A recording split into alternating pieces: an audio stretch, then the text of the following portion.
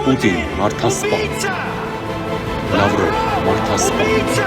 Էլ ինչ պիտի լինի հայ ժողովրդի հետ 2020 թվականին տեղի ունեցածից հետո, 2022 թվականին տեղի ունեցածից հետո, 2023 թվականին տեղի ունեցածից հետո, որ մենք Պուտինի նման երաշխավոր չփրկվենք։ Ու հիմա մեր անելիքն է Պուտինի դաստա ենթարկել պարտության, այս իրենց կլիենտներին էլ ասել, ըստ հավաքվեք ռադիո։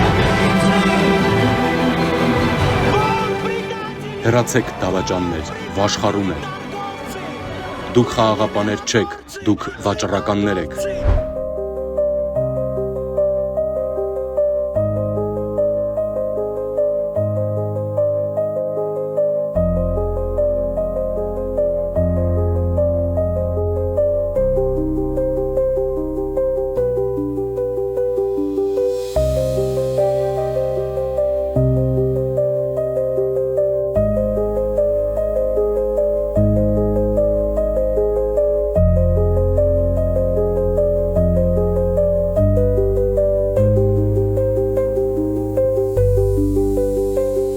Առաջնորդը Արման Բաբաջանյանն է, բայց Արման Բաբաջանյանը այն առաջնորդը չի, որի կողքին մյուսները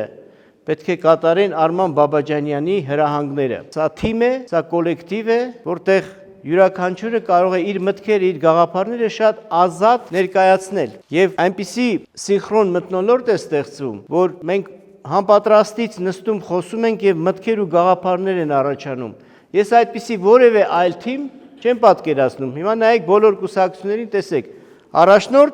առաջնորդ ու ոչինչ չկա ուրիշ։ Հպատակներ, առաջնորդ եւ հպատակներ։ Այնպես որ որպես ժողովրդավարության ջատագով, որպես Եվրամիության ինտեգրման ջատագով, սա լավագույն թիմն է։ Ես գտնում եմ, որ ես միացել եմ լավագույն թիմին եւ պետք է փորձենք, որպեսզի մեր ձայնը, ձեր ձայնը տանենք խորհրդարան։ Հիմա 26 թվականի հունիսի 7-ը շատ լավ առիթ է եւ հնարավորություն, որպեսզի մեր երկրում տեղի ունենա ընդդիմափոխություն, որ ժողովուրդը տեր կանգնի նաեւ ընդդիմությանը,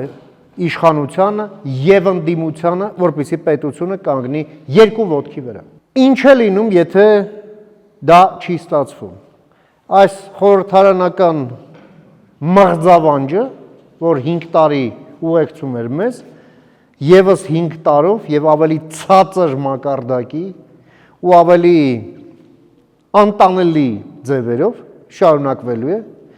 ընդդիմությունը մնալու է զավթված Ռուսաստանի եւ անձամբ Պուտինի կողմից։ Մենք եզակի ենք նաեւ մնացած բոլոր քաղաքական ուժերից,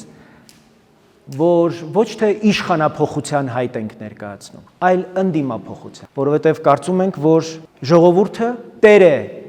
իշխանությանը 2018 թվականից, բայց ժողովուրդը կորցրել է իր իշխանությունը ընդդիմության նկատմամբ։ Եվ մենք առաջարկում ենք, որպեսզի 2021 թվականից կորցրած իր իրավունքը ընդդիմության նկատմամբ ժողովուրդը վերստանձնի։ Ժողովուրդը պիտի հավասարապես տեր լինի նաև ընդդիմության, որտեղ այն ինչ հիմա կոչվում է ընդդիմություն, ամեն ինչ կարող է կոչել բացի ընդդիմությունից։ Ընդդիմությունը չի լինում շանփայ, իսկ այդ ընդդիմության սեփականատերը Պուտինն է եւ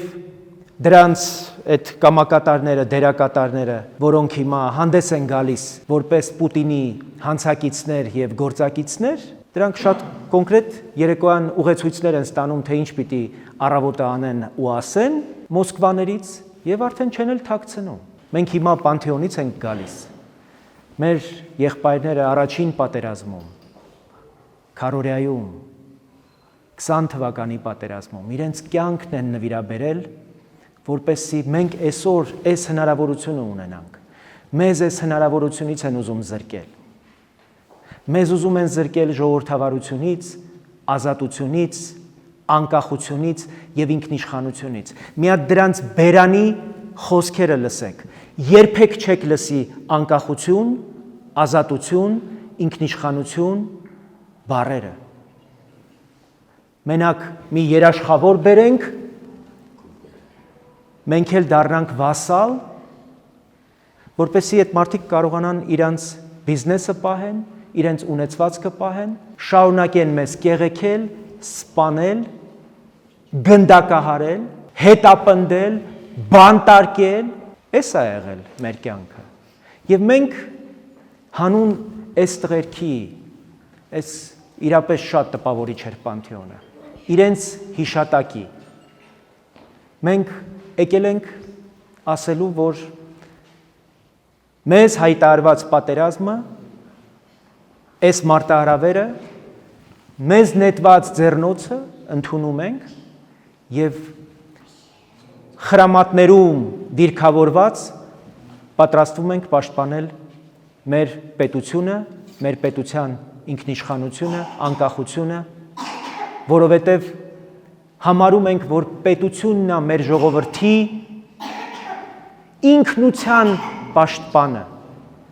Չկա հայկական պետականություն, վտանգված է հայ ժողովրդի ինքնությունը։ Դուք գոնե ձեր մաշկի վրա եք տեսել, թե ինչ է նշանակում Ռուսաստան, ինչ է նշանակում Պուտին, եւ ես ամեն տեղ հարց եմ տալիս, «Էլ ինչ պիտի անեին ռուսները, որ մենք հասկանանք, որ ճանապարհ չկա իրենց հետ։